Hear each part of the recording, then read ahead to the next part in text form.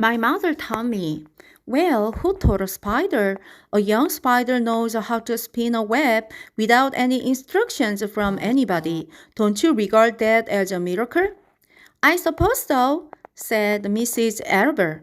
I never looked at it that way before. Still, I don't understand how those words got into the web. I don't understand it, and I don't like what I can't understand. None of us do, said Dr. Dorian, sighing. I'm a doctor. Doctors are supposed to understand everything, but I don't understand everything, and I don't intend to let it worry me. Mrs. Albert fidgeted.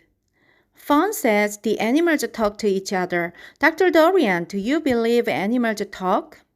I never heard one say anything, he replied, but that proves nothing. It is quite possible that an animal has spoken civilly to me and that I didn't catch the remark because I wasn't paying attention. Children pay better attention than grown-ups. If a fan says that the animals in Zuckerman's barn talk, I'm quite ready to believe her. Perhaps if people talked less, animals would talk more. People are incessant talkers. I can give you my word on that.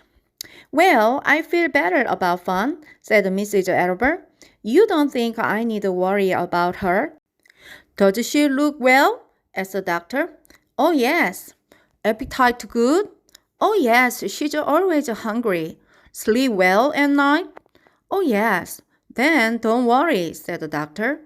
Do you think she will ever start thinking about something besides pigs and sheep and geese and spiders? How old is Fawn? She's 8. Well, said Dr. Dorian, I think she will always love animals, but I doubt that she spends her entire time in Homer Zuckerman's barn cellar. How about boys? Does she know any boys?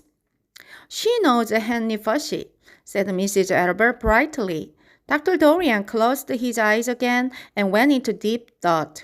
Henry Fussy, he mumbled. Remarkable. Well, I don't think you have anything to worry about. Let Fawn associate with her friends in the barn if she wants to.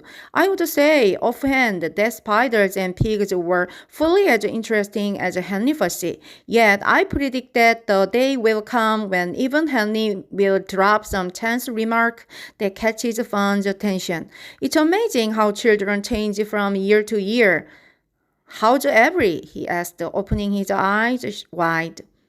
Oh, Avery, chuckled Mrs. Albert.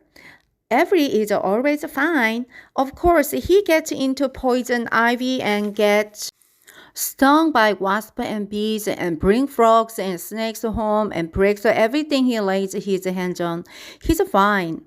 Good, said the doctor. Mrs. Albert said goodbye and thanked Dr. Dorian very much for his advice. She felt greatly relieved. Chapter 15, The Crickets. The crickets sang in the grasses.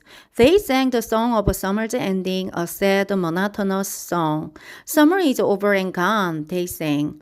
Over and gone, summer is dying, dying. The creatures felt it was their duty to warn everybody that summertime cannot last forever. Even on the most beautiful days in the whole year, the days when summer is changing into fall, the crickets spread the rumor of sadness and change. Everybody heard the song of the crickets. Every and Fawn Albert heard it as they walked the dusty road. They knew that school would soon begin again. The young geese heard it and knew that they would never be little goslings again. Charlotte heard it and knew that she hadn't much time left. Mrs. Zuckerman at work in the kitchen heard the crickets, and a sadness came over her too. Another summer gone, she sighed. Lurby at work, building a crate for Wilbur, heard the song and knew it was time to dig potatoes.